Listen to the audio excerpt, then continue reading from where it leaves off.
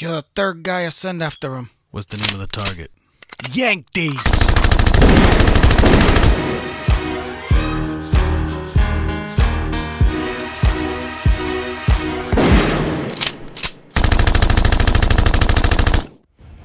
Yo, what up, what up, what up, what up? Welcome to my channel. My name is Yank These, and today I got a cool game of Bomb Squad for you guys on the map Assault and Battery.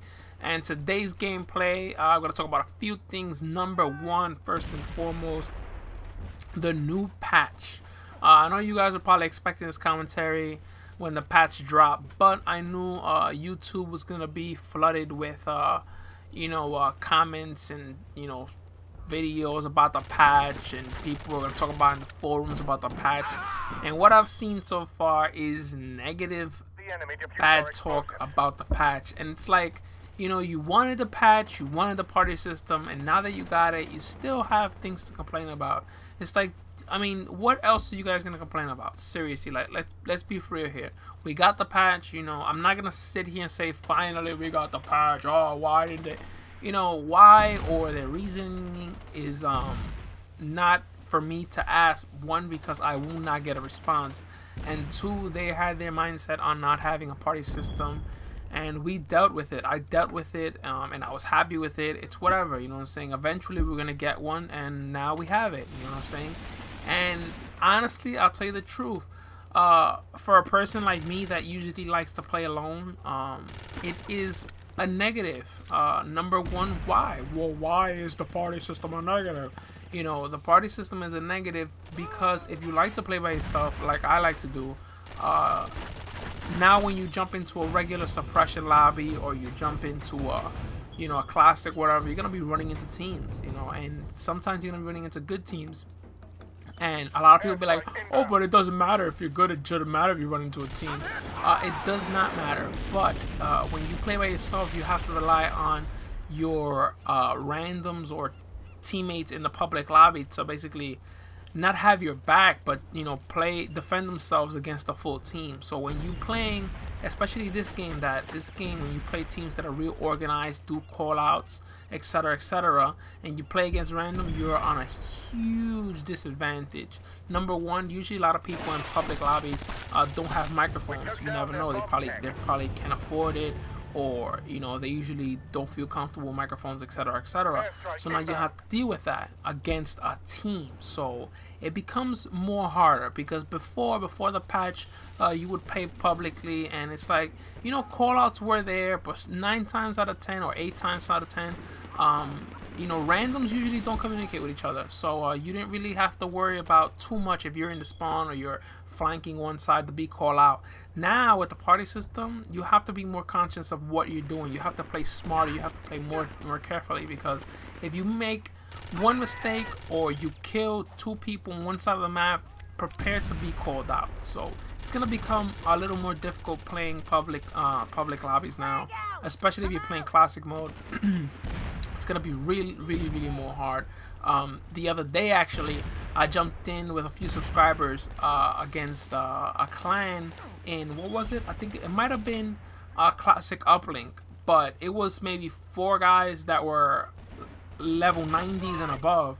That was a ridiculously hard game. So that's just a small example, but this is what you guys have to expect if you guys play alone. Everybody wanted this patch, but now that the patch is hard, things are gonna get harder online. So prepare yourselves for that, but don't be afraid. All you gotta do is be smart.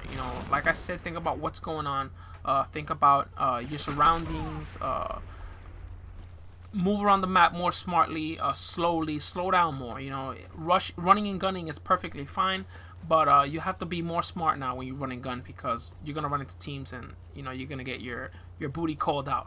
Anyway, what's the other thing that came out of the patch? Oh, basically now in classic mode, if you're spectating, you can openly talk to the people that are dead with you. So that's pretty cool. Before it was all silent. Now you can communicate a little bit, maybe talk some strategies if you're with a clan or with some randoms that are paying attention. So that's pretty cool. Also in classic mode, when you're in the game and you press up on the D-pad to speak, to make a call out, there's a sound. It's like a bleep sound, indicating that you have the mic. So that's pretty cool. A lot of people were saying, oh, we don't know when we have the mic, blah blah blah. So now you know when you have the mic. So that's pretty cool. Another cool feature. And yeah, that's pretty much it. I'm enjoying the party system. This game actually was with 4 clan members / subscribers that are on my friends list, and they actually made it on my team, so it's pretty cool. They're pretty good players, so I added them to my clan, so that's pretty cool. Again, if you want to be in my clan, all you gotta do is send me a friend request, try it with me, play a few games with me, and you could be on my clan. I want to start clan battles. And I'll soon start clan battles, but I want to put up a good, nice team that we can have some fun. Remember, this clan that I'm having, it's just, you know, we want to have some fun, so that's going to be pretty cool. Can't wait for that. And right here, you'll see me kill the bomb tech for the 3rd time. It is really, really not easy, but if you see, I'm playing kind of defensive, and really, #1 tip or tips to really succeed in this game mode is really to play slow, to play smart. The reason is because the bomb tech is very, very, very powerful. A lot of people say he should be reduced in damage, but honestly, on a personal level, I feel like it should stay the way it is. #1, because this is a game mode. This is a team-based game mode, and it does not cater to the lone wolf, you could say. It really takes a full team effort to take that guy out. So that's what I like about this, and I think if he's reduced in damage, you're gonna have more people running around the map, you know, more disorganized trying to kill this bomb tech. So the fact that he's the health that he is and it requires the amount of bullets it does, I feel like it's perfectly fine. If you don't like the game mode, stay away from it. I mean, you know, what else can I tell you? If you complain about that he's so strong, stay away from him. Simple as that. Right here, I'm in about double-digit kills and 1 death, and I am sticking with the bomb tech. I am playing the objective.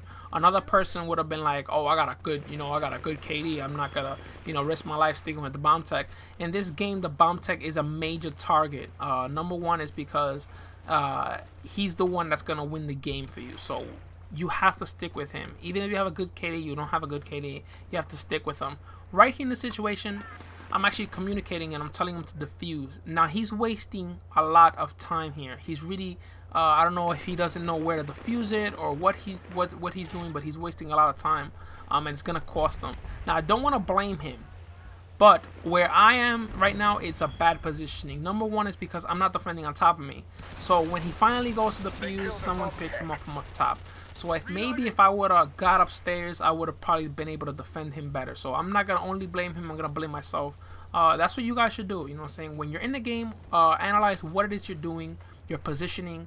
Try to find a good advantage spot to defend the bomb tech. So that's something to think about. And right here is the worst player ever. This guy had me in red completely, and I was able to survive and take him out. If you see my mic flashing, if you would have been in this game with me, you would have been laughing your ass off. I was screaming, laughing. I could not believe that this guy had me in bright red and still could not kill me. It was the funniest thing ever. I think it's one of the best kills. And right here, I'm demonstrating my little, I guess, strategy of, you know, ducking, diving, you know, dodging, etc., etc. The guy had me.